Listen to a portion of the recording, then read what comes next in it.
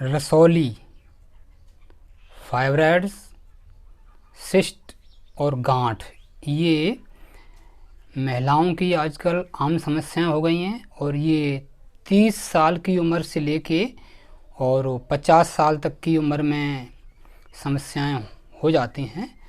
तो इसके जो कारण हैं वो भी मैं बताऊंगा आज आपको और इसके लक्षण भी बताऊंगा।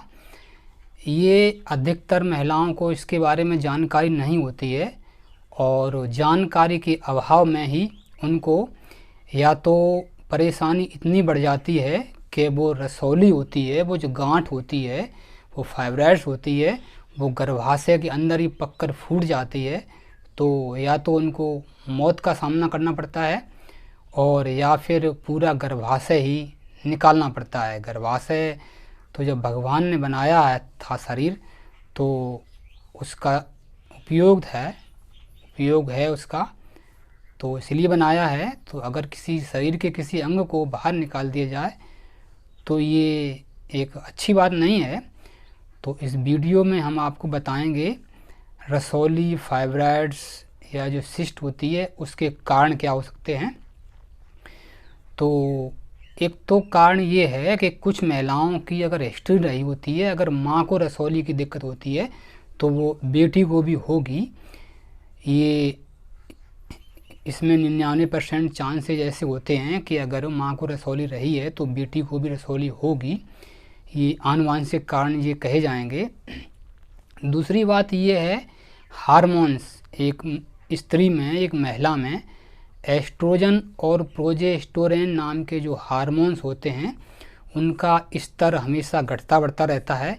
ये दोनों ही हार्मोन एक महिला के सेक्स ड्राइव को और प्रजनन के लिए बहुत ज़रूरी हैं। ये सेक्स ड्राइव और प्रजनन को प्रभावित करते हैं। तो दूसरा जो कारण है वो एस्ट्रोजन की मात्रा बढ़ जाना।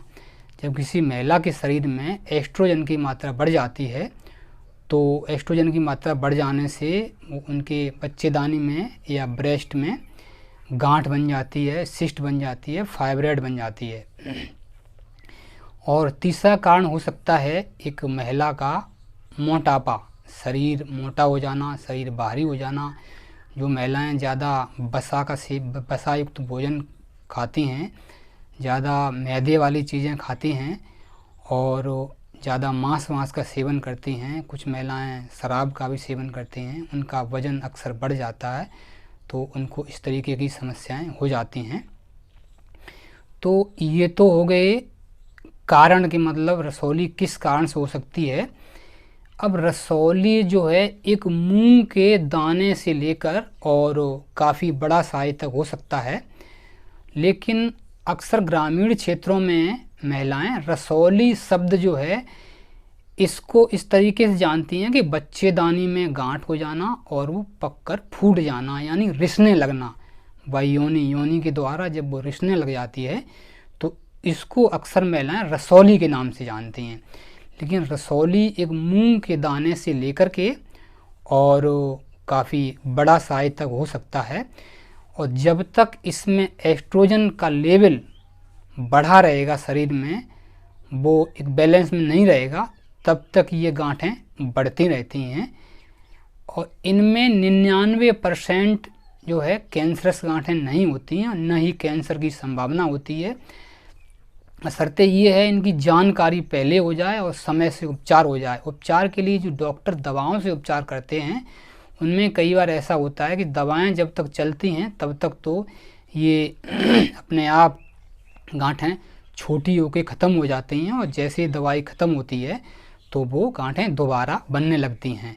या फिर कई बार ऑपरेशन के द्वारा गांठों को निकाल दिया जाता है तो फिर दोबारा नई गांठें बन जाती हैं। अच्छा, अब आते हैं इसके लक्षणों के अनुसार, मतलब किस तरीके से पहचानेंगे कि एक महिला को मतलब सिस्ट है, फाइब्रॉइड है।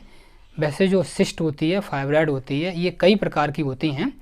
तो एक महिला के सिस्ट के जो लक्षण होते हैं, रसौली के लक्षण होते हैं, उसमें क्या होता है कि उसको पेड़ों में दर्द होता है। कुछ महिलाओं का वजन काफ़ी हद तक बढ़ जाता है, पीरियड के समय पेड़ों में दर्द होता है, रीढ़ की हड्डी में भयंकर दर्द होता है, और पीरियड जब आती है, ब्लीडिंग होती है तो बहुत ज़्यादा ब्लीडिंग होती है, एक्सेस ब्लीडिंग होती है, बहुत दर्द होता है, कभी कभी बुखार भी आ जाता है, उल्टी मितली की भी समस्या हो सकती है। तो जो पीरियड का समय वैसे 28 दिन का होता है, लेकिन इसमें क्या होता है, जिन महिलाओं को रसौली की दिक्कत हो जाती है उनको बार बार कम समय में 10 दिन में या 15 दिन में ही पीरियड आ जाता है और एक्सेस ब्लीडिंग होती है, ज़्यादा ब्लीडिंग होती है। और कुछ गिने चुने कुछ मामले ऐसे भी होते हैं जिनको बहुत कम ब्लड आता है या काफ़ी लंबे समय तक महीना आता ही नहीं है। तो इस तरीके से ये कई कारण हो सकते हैं। तो इन कारणों को जानकर, इन कारणों को पहचान कर, ज़रूरी नहीं है कि आप अल्ट्रासाउंड ही कराएं या कोई चेकअप ही कराएं।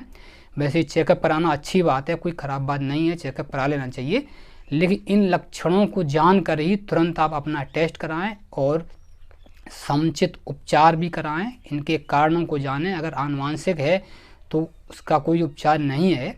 बाकी और एस्ट्रोजन अगर का लेवल बढ़ने से अगर ये दिक्कतें हैं तो आप एस्ट्रोजन लेवल को ठीक कर सकती हैं दवाओं के द्वारा, और ये परेशानी से निजात पा सकती हैं। और इसके अलावा अगर खान पान में भी आपके गड़बड़ी से ये दिक्कतें हो रही हैं तो खान पान को ठीक करके आप इन की से छुटकारा पा सकती हैं। तो मेरे द्वारा बताई गई जानकारी आपको कैसी लगी कमेंट करके ज़रूर बताएं।